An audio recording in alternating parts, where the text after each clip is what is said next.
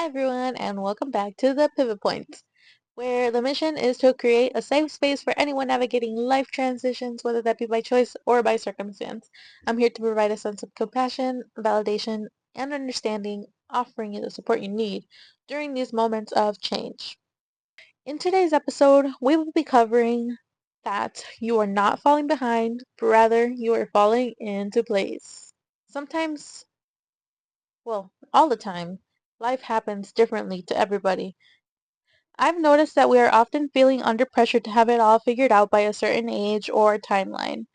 And, life happens. So the timeline that we have planned is not always going to go according to plan because life happens. Remember, life is not a race. Yes, we're getting wrinkly and old, but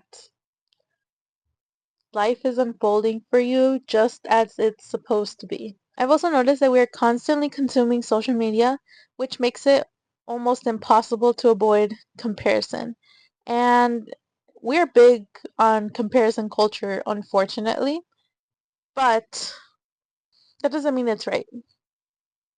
For example, I dropped out of college after one long and meaty, after one long and meaty, very meaty semester. And I feel out of place because I am 21. I'm supposed to be in college like everyone else. Like everyone else on my feed is in college and enjoying college life and doing college party things and doing successful things, being presidents of this and that. And I'm not shitting on them, by the way. Like I'm not. Like I look at it and I admire it, but it just wasn't the right time for me to be in college. And, life happened. I was doing other things that I think were successful. I was a real estate agent and it was going really good. Like I capped on my first year on company dollar and which basically means that I got bigger commissions and stuff because I paid out to the company what I was supposed to for the year. And I did that on my first year, which is pretty impressive to me. I'm not a real estate agent anymore, obviously, but that's okay. I learned a lot, and what I learned is very valuable, and I still think it was a success. Just because I'm not doing it anymore doesn't mean it wasn't a success. So what I did to aid this was surround myself with people that were on a similar path as mine. So I have a couple friends who are also not in college or doing other great things in life. And yeah, I mean, life is happening to them. They're happening to life. They're doing great things, and it really inspires me and helps me feel a little better about this failure that I became in my own eyes, which I don't believe that anymore. But yeah, another example is everyone is getting pregnant. And oh my God, do I want to get pregnant really bad when I see a really cute baby out there? Like, yeah, I want a baby. But I have other things that I want to get done and I want to accomplish. So I'm not gonna cave and have a baby. And that's not to say that people around me are doing things in the wrong order. It's just to say that to me, success to me in my life looks like me achieving certain goals before I cave and have a baby. But I may have an accident. Who knows? I'm not saying that I'm opposed to having a baby before I achieve all these great things, because having a baby is a really big achievement in my eyes. But I must not fall for the temptations. We have to remind ourselves that everything happens for a reason, or at least a lesson.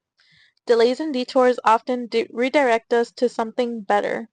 For example, I dropped out of college, I was a real estate agent, it was a great experience, I made amazing, and I mean amazing connections. Like, the people I met, oh my God, conviction and discipline is like so impressive, and it inspires me every single day. Some of these detours may lead to self-discovery, resilience, emotional maturity, and clarity. It is vital to acknowledge the frustration of not being in control. Surrendering is a part of the process. There are very few things you can control. Like you could make a very, very small list of things that are in your control and a very, very long, extensive list of things that are out of your control. And then you will see that you can't control every aspect of life, but what you can control is how you move through it. What you can do to make yourself feel a little more assured in your actions and your own life path is to redefine success on your own terms. So, basically, unpack traditional definitions of success, which may include career, marriage, house ownership, or money. So ask yourself, what does success mean to me? What does alignment look like for you right now? For example, I was on track to, so many examples, oh my goodness. I was on track to buy my first multifamily unit or house. However, my car started to act up and I was already working on increasing my credit score and paying off all this debt, saving money, blah blah blah blah blah. This and that, this and that. I was on track. Like I was on a really good path. But because my car started acting up, I decided to go and apply for a car loan. And I found this beautiful car. This beautiful turtle looking gray hatchback kind of mini compact SUV, which I love. I cherish her so much. So yeah, I took out a 6-year loan. You know what that did to me? I felt like everything was falling apart because I had been working on getting this house or multifamily unit. By the way, I didn't even have one picked out. It was just imaginary.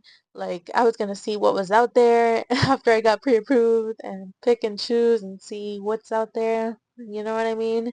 But yeah, everything fell apart. But it's okay. I feel a lot better about it now. At the time, obviously, like it was hard on me, but it just means that I've had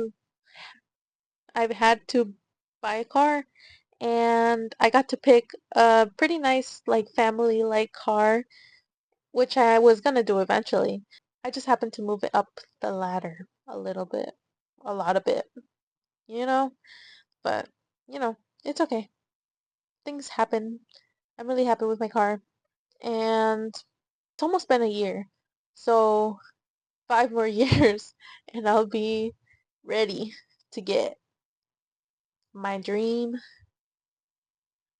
not my dream, a starting house. Because that's a whole nother thing. But I truly believe that your first house is not going to be your dream house because obviously, like, you can buy a shit box, which is what I was going to do. I was going to buy a shit box. Like, I really didn't care where I lived. I didn't care what conditions, what area, none of that. I just wanted my money to be going into something that I could take out of, if that makes sense.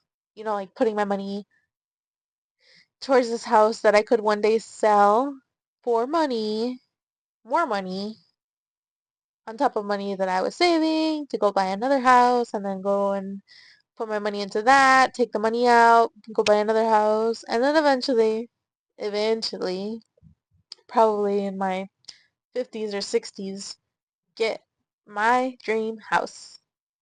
I don't know how many times I plan to do it, to be honest, but I just know that my first house was not going to be my dream house, and I was okay with it. I just wanted to be a homeowner, and I will get there, just a little later on, a lot of later on. So yeah, What that entails is that my success definition has shifted its order, and I am so much more content with my new car. I feel safer. I have a lot of car anxiety. Like I've had a bad accident and it caused a lot of anxiety for me. It was not great having a car that was constantly asking me for more things and this and that and the other, which I could barely afford. And this new car, she doesn't ask for anything. All she needs is gas and a couple washes here and there. It's like so magnificent. Another example is being a real estate agent, which I already talked about. That for me was the dream. Like being my own boss, please sign me up. However, it took a toll on my mental health. And that's all it took because success to me means good mental health. Good mental health comes first, always, no matter what. And the fact that I was a real estate agent and it took a toll on my mental health, I was like, yeah, no, don't sign me up. In fact, unsign me up. I want out. So I took out. It was a hard decision, but I knew it was what I needed to do. And I'm glad I did it because things and days are so much brighter ahead.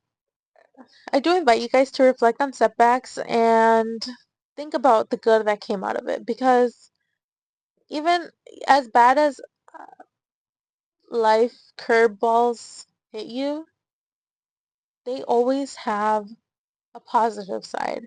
We just have to be more optimistic. Remember that your journey is unique. You are on time for your life. And maybe affirmations will work for you. So maybe every day you tell yourself, I am not falling behind. I am falling into place. And my timing is perfect for my purpose. But yeah, that's basically it. Remember that everything is unfolding as it should. Detours offer clarity, strength, and truth. And you define what success looks like.